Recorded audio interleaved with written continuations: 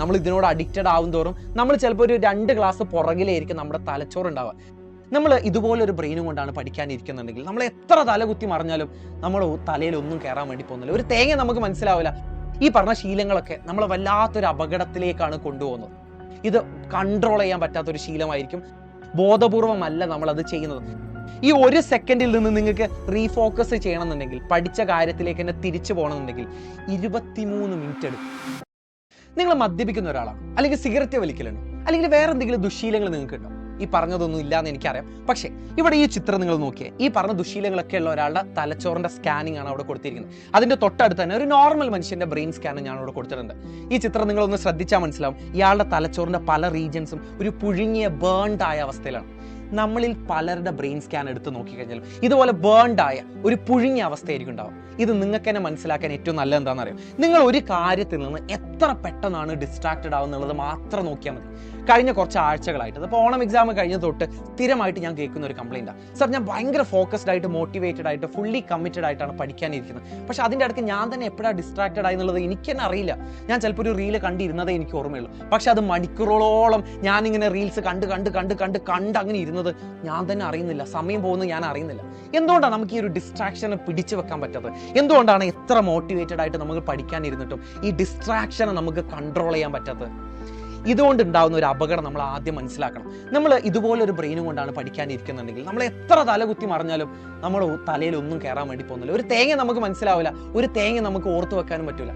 So ഇത് വലിയൊരു അപകടമാണ്. നമ്മൾ പണ്ട് കാലത്ത് ഈ ജീവിതശൈലി രോഗങ്ങൾ, പ്രഷർ വരിക, കൊളസ്ട്രോൾ വരിക, അല്ലെങ്കിൽ ഷുഗർ വരിക എന്നൊക്കെ പറയുന്ന പോലെ തന്നെ വലിയൊരു അപകടമാണ്, വലിയൊരു ലൈഫ് സ്റ്റൈൽ ജീവിതശൈലി രോഗമാണ് ശരിക്കും പറഞ്ഞാൽ ഈ ഫോൺ അഡിക്ഷനും സോഷ്യൽ മീഡിയ അഡിക്ഷനും ഡൂം സ്ക്രോളിംഗ് എന്നൊക്കെ നമ്മൾ പറയും ഇംഗ്ലീഷിൽ. ഈ പറഞ്ഞ ശീലങ്ങളൊക്കെ നമ്മൾ വല്ലാത്തൊരു അപകടത്തിലേക്കാണ് കൊണ്ടുപോകുന്നത്. അപ്പോൾ ഈ ഹാബിറ്റ്സിനെ കുറിച്ചിട്ട്, അല്ലെങ്കിൽ ഈ ഹാബിറ്റ്സിനെ മാറ്റിയെടുക്കുക എന്ന് പറയുന്നതാണ് ഇതിൻ്റെ ഏറ്റവും ആദ്യം നമുക്ക് ചെയ്യാൻ വേണ്ടി പറ്റുന്നത്. നമ്മുടെ ബ്രെയിനിൻ്റെ ഒരു 90 മുതൽ 95% കാര്യങ്ങൾ വളരെ ഓട്ടോമാറ്റിക് ആയിട്ടാണ് നടക്കുന്നത്. ഇപ്പോൾ ഫോർ എക്സാമ്പിൾ ഞാൻ ആദ്യമേ പറയാറുണ്ട്, രാവിലെ നമ്മൾ എണീക്കുമ്പോൾ പല്ല് തേക്കുന്നത് അത്ര ബോധപൂർവ്വമൊന്നുമല്ല നമ്മൾ ചെയ്യുന്നത്, നമ്മളതൊരു ഓട്ടോമാറ്റിക് ആയിട്ടാണ് ചെയ്യുന്നത്. കാരണം വർഷങ്ങളോളം നമ്മളത് ചെയ്യുന്നതല്ലേ. നമ്മളിപ്പോൾ ഡ്രൈവ് ചെയ്യാൻ അറിയാമെന്നുണ്ടെങ്കിൽ, കാർ ഓടിക്കുന്നു, ബൈക്ക് ഓടിക്കുന്നു ഒക്കെ, ഇപ്പോൾ ഒരു സ്ട്രെയിറ്റ് റോട്ടിൽ നമ്മൾ ഓടിച്ചു പോകുകയാണെങ്കിൽ അത് ഓട്ടോമാറ്റിക് ആയിട്ടാണ് നടക്കുന്നത്. നമ്മൾ അധികം ഒന്നും ചിന്തിക്കുന്നില്ല. സംസാരിക്കുന്ന സമയത്ത് വേർഡ്സ് പിക്ക് ചെയ്യുമ്പോൾ ഞാൻ അത്ര ആലോചിക്കുന്നൊന്നുമില്ല, ഞാനത് ഇങ്ങനെ ഒരു ഫ്ലോയിൽ ഓട്ടോമാറ്റിക് ആയിട്ട് ഇങ്ങനെ പറഞ്ഞു പോവാം. ഇതുപോലെ തന്നെയാണ് ചീത്ത ശീലങ്ങൾ ഇതുപോലെ തന്നെ ഓട്ടോമാറ്റിക് ആയിട്ട് നടക്കുന്നത്. അതുകൊണ്ടാണ് ഒരു റീൽസിൽ തുടങ്ങിയതേ നമുക്ക് ഓർമ്മയുണ്ടാവുള്ളൂ, പിന്നെ അതിങ്ങനെ മണിക്കൂറുകളോളം നമ്മൾ ആ സോഫയിൽ കിടന്ന് അങ്ങനെ സുഖിച്ച് മണിക്കൂറുകളോളം നമ്മൾ അതിൽ സ്പെൻഡ് ചെയ്യും. ഇത് കൺട്രോൾ ചെയ്യാൻ പറ്റാത്തൊരു ശീലമായിരിക്കും. കാരണം നമ്മൾ അതിനെക്കുറിച്ചിട്ട് ബോധപൂർവമല്ല അത് എടുക്കുന്നത്, ബോധപൂർവമല്ല നമ്മൾ അത് ചെയ്യുന്നത്. എല്ലാ മനുഷ്യന്മാരും ഏകദേശം ഇതുപോലെ തന്നെയാണ് ഫങ്ഷൻ ചെയ്യുന്നത്. നമുക്കിതിൻ്റെ ഒരു അപകടം എത്രത്തോളാണെന്ന് ഞാൻ പറഞ്ഞുതരാം. അതായത് നിങ്ങൾ ഇങ്ങനെ പഠിച്ചുകൊണ്ടിരിക്കുന്ന സമയത്ത് വെറുതെ ഒരു സെക്കൻഡ് നിങ്ങൾ ഡിസ്ട്രാക്റ്റഡ് ആയി എന്ന് വിചാരിക്കുക. വെറും 1 സെക്കൻഡ്. ഈ 1 സെക്കൻഡിൽ നിന്ന് നിങ്ങൾക്ക് റീഫോക്കസ് ചെയ്യണമെന്നുണ്ടെങ്കിൽ, പഠിച്ച കാര്യത്തിലേക്ക് തന്നെ തിരിച്ചു പോകണമെന്നുണ്ടെങ്കിൽ 23 മിനിറ്റ് എടുക്കും. അതിൻ്റെ ഒരു അപകടം നിങ്ങളൊന്ന് ആലോചിച്ച് നോക്കിയേ. അതായത് നമ്മളിപ്പോൾ എത്ര മണിക്കൂർ പഠിച്ചാലും അതിൻ്റെ ഇടയ്ക്ക് ഇങ്ങനെ ഓരോ സെക്കൻഡോ, 1 സെക്കൻഡ് ഒന്നും അല്ല, നിങ്ങൾക്ക് അറിയാം 1 സെക്കൻഡ് ഒന്നും അല്ല നമ്മൾ ഡിസ്ട്രാക്റ്റഡ് ആവുക. ഇത്രയും സമയം നമ്മൾ ഡിസ്ട്രാക്റ്റഡ് ആകുമ്പോഴല്ലേ എത്ര സമയം എടുക്കും നമുക്ക് തിരിച്ചു വരാൻ തന്നെ, ബ്രെയിന് തിരിച്ച് ഫോക്കസ് ചെയ്യാൻ തന്നെ എത്ര സമയം എടുക്കും? നമുക്കറിയാം, നമുക്കൊരു കാര്യം ഒരാൾ പറഞ്ഞത് മനസ്സിലാക്കണം എന്നുണ്ടെങ്കിലും, നമുക്ക് സ്വയമേ പഠിക്കണം എന്നുണ്ടെങ്കിലും നമുക്ക് കുറച്ച് ഐക്യം വേണം. ഇന്റലിജൻസ് കോഷ്യന്റ് എന്നാണ് അതിന് പറയാം. ഈ പറഞ്ഞ സാധനമല്ലേ, നമ്മൾ എത്രത്തോളം ഫോണിനോട് അഡിക്റ്റഡ് ആണോ, എത്രത്തോളം നമ്മൾ ഡിസ്ട്രാക്റ്റഡ് ആണോ, അതിനനുസരിച്ച് ടെമ്പറലി ഇങ്ങനെ താഴേക്ക് കുറഞ്ഞുകൊണ്ടേയിരിക്കും. നമ്മൾ ഇതിനോട് അഡിക്റ്റഡ് ആവും തോറും നമ്മൾ ചിലപ്പോൾ ഒരു 2 ക്ലാസ് പുറകിലായിരിക്കും നമ്മുടെ തലച്ചോറ് ഉണ്ടാവുക. നിങ്ങൾ 10th സ്റ്റാൻഡേർഡിലോ 8th സ്റ്റാൻഡേർഡിലൊക്കെ ആയിരിക്കും, 9th സ്റ്റാൻഡേർഡിലോ 8th സ്റ്റാൻഡേർഡിലൊക്കെ ആയിരിക്കും ചിലപ്പോൾ നമ്മുടെ ബ്രെയിൻ ഇരിക്കുന്നത് അതിൽ നിന്ന് എത്രയോ പുറകിലായിരിക്കും. ഈ പ്രശ്നം നമ്മൾ വളരെ പെട്ടെന്ന് തന്നെ സോൾവ് ചെയ്യേണ്ടിയിരിക്കുന്നു. അതായത് ഇങ്ങനെ ഒരു പാറ്റേണിലാണ് നിങ്ങൾ പഠിക്കുന്നുണ്ടെങ്കിലേ ഒരു 2-3 മണിക്കൂർ നിങ്ങളുടെ ബ്രെയിൻ റീസ്റ്റാർട്ട് ചെയ്യാൻ തന്നെ എടുക്കുന്നുണ്ട്. നമ്മുടെ ഫോണൊക്കെ റീസ്റ്റാർട്ട് ചെയ്യില്ലേ, അതേപോലെ നമ്മുടെ ബ്രെയിൻ റീസ്റ്റാർട്ട് ചെയ്യാൻ തന്നെ ഒരു 2-3 മണിക്കൂറുകൾ എടുക്കും. അപ്പോൾ നമ്മൾ ആദ്യം ഈ ഒരു പ്രശ്നത്തിനെ പരിഹരിക്കണം എന്നുണ്ടെങ്കിൽ ആദ്യം നമ്മൾ എത്ര സമയം ഈ ഒരു ഫോൺ ഉപയോഗിക്കുന്നുണ്ട്, എത്രയാണ് നമ്മുടെ സ്ക്രീൻ ടൈം എന്നുള്ളത് ആദ്യം മനസ്സിലാക്കണം.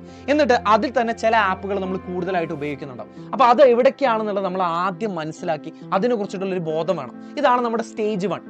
ഇതിനെക്കുറിച്ചിട്ട് തിരിച്ചറിയാന്നുള്ളത് തന്നെ വളരെ ചുരുങ്ങിയ ആൾക്കാർ മാത്രമേ ചെയ്യുള്ളൂ.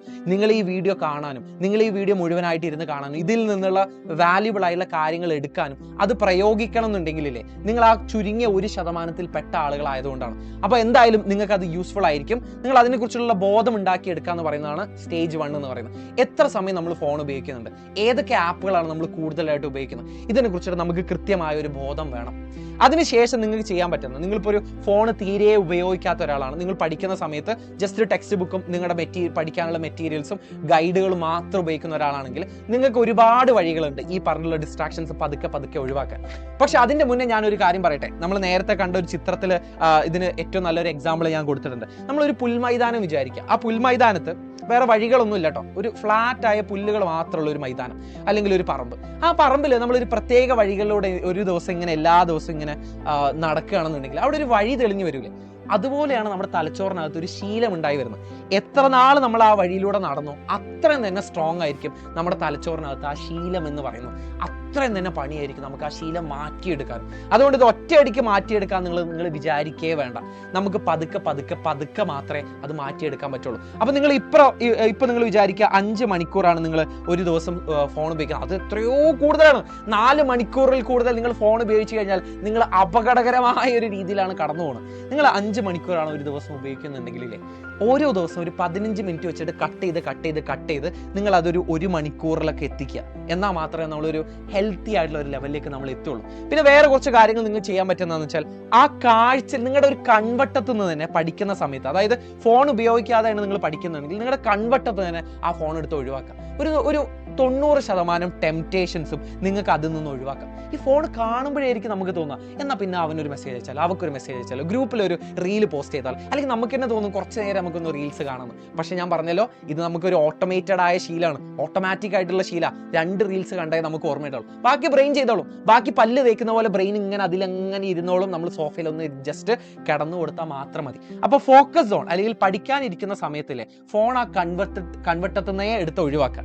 രണ്ടാമതായിട്ട് നമ്മൾ എപ്പോഴും പറയുന്നതാണ് പൊമഡോറോ ടെക്നിക് എന്ന് പറയും. അതായത് ആദ്യം ഒരു 25 മിനിറ്റ് പഠിക്കുക, പിന്നെ ഒരു 5 മിനിറ്റ് ബ്രേക്ക് എടുക്കുക, 25 മിനിറ്റ് പഠിക്കുക, 5 മിനിറ്റ് ബ്രേക്ക് എടുക്കുക. ഇങ്ങനെ 4 പ്രാവശ്യം ചെയ്തതിന് ശേഷം നിങ്ങൾക്ക് കുറച്ച് സമയം, ഒരു അരമണിക്കൂറോ 3/4 മണിക്കൂറോ നിങ്ങൾക്ക് ബ്രേക്ക് എടുക്കാം. ഓക്കെ, വേറൊരു കാര്യം നിങ്ങൾക്ക് ചെയ്യാൻ വേണ്ടി പറ്റുന്നില്ലേ, നിങ്ങൾക്ക് ഈ ഒരു 4 പ്രാവശ്യം ഇത് ചെയ്തതിന് ശേഷം ഒരു കുഞ്ഞു ബ്രേക്ക് നിങ്ങൾ എടുക്കില്ല. അതായത് 25 മിനിറ്റ് പ്ലസ് 5 മിനിറ്റ് ഇതിന്റെ ഒരു 4 സെറ്റ് ചെയ്യുക. അതിനുശേഷം നിങ്ങൾക്ക് എന്ത് ചെയ്യാന്നറിയാം, കുറച്ച് റിവാർഡ് നിങ്ങൾക്ക് കൊടുക്കാം. അല്ലെങ്കിൽ വേണമെന്നുണ്ടെങ്കിൽ ഒരു 10-15 മിനിറ്റോ നിങ്ങൾ കുറച്ച് റീൽസ് കണ്ടിരിക്കാം. അപ്പോഴും നിങ്ങൾ ആലോചിക്കണം, നിങ്ങൾ വീണ്ടും അപകടത്തിലേക്ക് തന്നെയാണ് പോകുന്നത്. അത് ലിമിറ്റ് ചെയ്തില്ലെങ്കിൽ നിങ്ങളിങ്ങനെ റിവാർഡ് കൊടുക്കുന്ന സമയത്തില്ലേ, ഒരു ടൈമറൊക്കെ വെക്കുക. അതായത് 5 മിനിറ്റ് ഞാനിവിടെ റീൽസ് കാണാനിരിക്കും എന്നുള്ള ഒരു ടൈമറൊക്കെ വെച്ചിട്ട് വേണം ചെയ്യാൻ. ഇനി നിങ്ങൾ ഇത് ഫോൺ ഉപയോഗിച്ചിട്ടാണ് നിങ്ങൾ പഠിക്കുന്നുണ്ടെങ്കിലേ, നിങ്ങൾ ഇതുപോലെ ഡിസ്ട്രാക്റ്റഡ് ആകുന്നത് നിങ്ങളെ അറിയില്ല. ഫോണിൽ കുറേ മെസ്സേജ് വരില്ലേ, ഫോണിൽ ചിലപ്പോൾ വേറൊരാൾക്ക് വന്ന മെസ്സേജ് ആയിരിക്കും, ചിലപ്പോൾ വേറെ ഒരാൾ ചിലപ്പോൾ നിങ്ങൾക്ക് റീൽസ് അയച്ചു തരുന്നതായിരിക്കും, ചിലപ്പോൾ നമ്മൾ തന്നെ പഠിക്കാൻ യൂട്യൂബിൽ ക്ലാസ് ഒക്കെ കണ്ടുകൊണ്ടിരിക്കുന്ന സമയത്ത് അറിയാതെ അങ്ങോട്ട് ഡിസ്ട്രാക്റ്റഡ് ആവും. അപ്പോൾ ഇങ്ങനെയുള്ള ആൾക്കാർക്ക് ഞാൻ 2 ആപ്പുകൾ പറഞ്ഞുതരാം. അതിൽ ഒന്നാമത്തെ ആപ്പിന്റെ പേരാണ് ഫോറസ്റ്റ് എന്ന് പറയുന്നത്. നമ്മളില്ലേ എത്ര സമയം നമ്മൾ പ്രൊഡക്റ്റീവായിട്ട് പഠിക്കുന്നുണ്ടെന്ന് കാണുമ്പോഴേ നമുക്ക് തന്നെ ഒരു മോട്ടിവേഷൻ വരാറുണ്ട്. ആ മോട്ടിവേഷൻ പറയുന്ന പേരാണ് ഇൻട്രിൻസിക് മോട്ടിവേഷൻ എന്നാണ് അതിന് പറയാം. ഇൻട്രിൻസിക് മോട്ടിവേഷൻ എന്ന് വെച്ചാൽ എന്താ, ഇത് നമ്മുടെ ഉള്ളിൽ നിന്ന് തന്നെ വരുന്ന ഒരു മോട്ടിവേഷനാണ്. ഇത് മാത്രമേ നിലനിൽക്കുള്ളൂ. ഇതാണ് ദീർഘകാലത്തിലേക്ക്, ഒരു ലോങ് ടൈമിൽ ഇത് മാത്രമേ നിലനിൽക്കുള്ളൂ. പുറത്തുനിന്നുള്ള ഒരാൾ മോട്ടിവേറ്റ് ചെയ്തെന്ന് വെച്ചാൽ അത് അധിക കാലം നിൽക്കില്ല. പക്ഷേ ഇൻട്രിൻസിക് മോട്ടിവേഷൻ നിൽക്കും.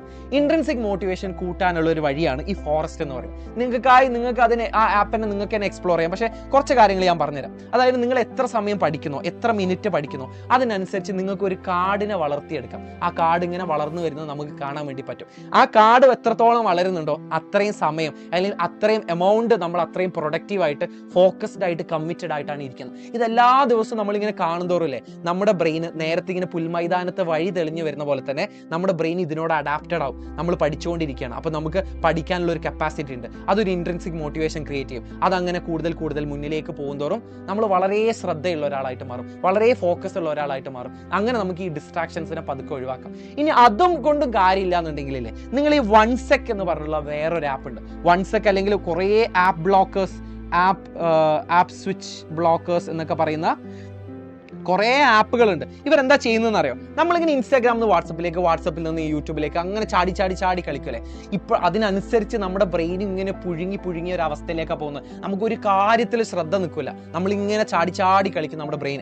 അപ്പം നമ്മൾ ഈ ഒരു ആപ്പ് സ്വിച്ച് ചെയ്യുന്നത് നിർത്താൻ വേണ്ടിയിട്ടില്ലേ, ഈ OneSec എന്ന് പറഞ്ഞുള്ള ഒരു ആപ്പ് നിങ്ങൾക്ക് ഉപയോഗിക്കാം. അപ്പോൾ ഓരോ പ്രാവശ്യം നിങ്ങളിങ്ങനെ ആപ്പിൽ നിന്ന് ഇങ്ങനെ ചാടി കളിക്കുമ്പോഴും അവർ നിങ്ങൾക്കൊരു റിമൈൻഡർ തരും, നിങ്ങൾ പ്രശ്നത്തിലേക്കാണ് പോകുന്നത്, നിങ്ങളുടെ ബ്രെയിനിൻ്റെ കപ്പാസിറ്റി കുറഞ്ഞു വരികയാണ്, നിങ്ങൾ ഇതുപോലെ ചെയ്തു കഴിഞ്ഞാൽ നിങ്ങളുടെ അറ്റൻഷൻ ലെവൽ എത്ര താഴേക്ക് പോകും, എല്ലാ കാര്യങ്ങളും നിങ്ങൾക്ക് ഈ ഒരു ആപ്പ് പറഞ്ഞു തരും. അപ്പോൾ ഈ 2 ആപ്പുകളും നിങ്ങൾക്ക് ഇതുപോലെ തന്നെ ഉപയോഗിക്കാൻ പറ്റുന്നതാണ്. സോ വളരെ പെട്ടെന്ന് നമ്മൾ ഈ ഒരു പ്രശ്നം മാറ്റിയെടുത്തില്ല എന്നുണ്ടെങ്കിൽ നിങ്ങൾ എത്ര തലകുത്തി മറിഞ്ഞാലും, ഞാൻ നേരത്തെ കാണിച്ച ഒരു കണക്കില്ലേ, 2-3 മണിക്കൂർ നമ്മുടെ ബ്രെയിൻ റീസ്റ്റാർട്ട് ചെയ്യാൻ തന്നെ എടുക്കും. അപ്പോൾ നിങ്ങൾ എത്ര സമയം പഠിക്കും എന്നുള്ളതിന് ഒരു അർത്ഥവുമില്ല, ഒരു കാര്യമില്ല.